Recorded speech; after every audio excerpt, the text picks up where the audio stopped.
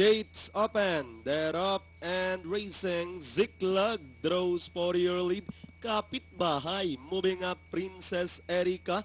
Words of Joy down on the inside. Then comes Angel Sky running on the outside. Maximum Exposure by the Really Celestial. Coral Beauty comes next. Then comes Lovable Tricia heading west, and trailing the group is Prospector Scott.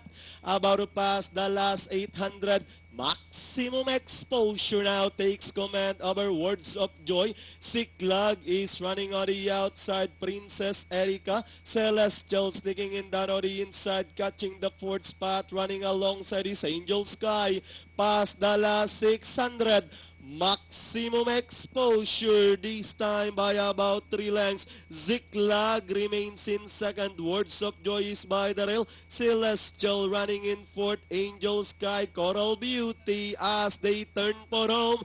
Maximum Exposure maintaining a 3 lengths lead. Words of Joy once again down on the inside, catching the second and on the outside. Ziklag with the last 150 more to run. Maximum Exposure, the favorite now by about 6. And finally, Maximum Exposure.